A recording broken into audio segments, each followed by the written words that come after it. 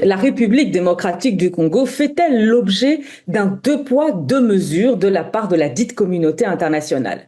Une partie de la réponse se trouve peut-être ici, au Parlement européen, où des voix s'élèvent pour dénoncer une forme de complaisance de Bruxelles face au Rwanda, dont le soutien à la rébellion du M23 est dénoncé non seulement par Kinshasa, mais également par l'ONU. Kinshasa fait face à une guerre meurtrière à l'est au Kivu, où les milices du M23, à la solde de Kigali, massacre la population et s'accapare des territoires.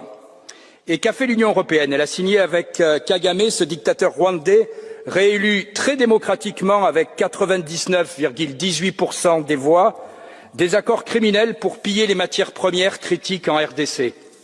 De cette guerre larvée, l'Europe ne dit rien. Depuis 20 ans, Bruxelles ferme les yeux sur une situation qui finalement l'arrange bien, à moins qu'on ne découvre bientôt dans ce Parlement ou à la Commission un Rwanda Gate après le Qatar Gate.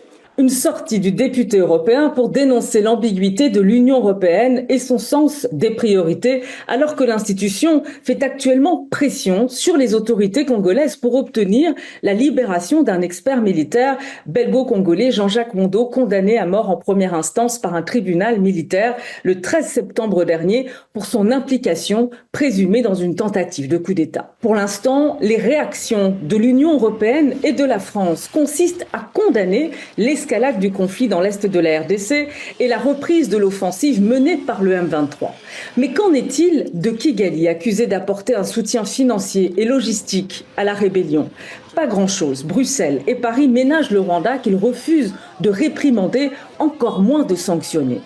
Rappelons que le 19 février 2024, l'UE a signé un accord avec Kigali pour valoriser l'exploitation des minerais en misant sur la transparence, la traçabilité et les investissements.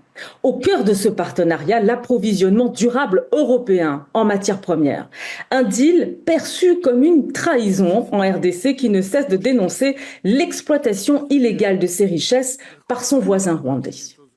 Avec le protocole d'accord signé le 19 février entre l'Union européenne et le Rwanda pour favoriser le développement de chaînes de valeur durables et résilientes pour les matières premières, aussi appelées minerais des conflits ou de sang, l'exécutif européen atteint non seulement le paroxysme du cynisme en matière de géostratégie, mais s'illustre à nouveau dans une politique de double standard qui mine la crédibilité des institutions internationales. Mais les intérêts européens ne s'arrêtent pas là. Il faut mentionner également le soutien financier de Bruxelles à l'appui sécuritaire du Rwanda au Mozambique et le malaise provoqué par le déblocage en novembre dernier de 20 millions d'euros pour les forces rwandaises déployées dans la province de Cabo Delgado. L'octroi d'une enveloppe dans le cadre de la Facilité européenne pour la paix que le Portugal et la France, dans un souci de préserver sur place le groupe français Total, ont soutenu malgré les réticences de la Belgique. Du côté onusien, le son de cloche est le même, mais il est frappant de constater que malgré ces rapports détaillés sur l'implication du Rwanda, les Nations Unies se gardent bien de menacer explicitement Kigali de sanctions, malgré les appels incessants dans ce sens des autorités congolaises. Le Conseil de sécurité doit ordonner immédiatement la fin des hostilités par le Rwanda et exiger le retrait immédiat des troupes rwandaises présentes sur le territoire congolais. Le Conseil de sécurité doit imposer des sanctions ciblées, incluant le gel des avoirs et l'interdiction de voyager, non seulement contre les membres identifiés de la chaîne de commandement des forces armées rwandaises, mais aussi contre les décideurs politiques responsables de cette agression.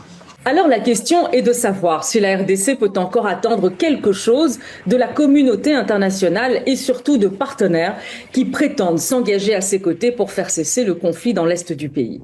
Ces demandes méritent d'être claires, mais pour l'heure, ni l'ONU, ni l'UE et ses membres, dont la France, ne souhaitent franchir une ligne rouge avec le Rwanda et prendre parti dans le conflit à l'est de la RDC.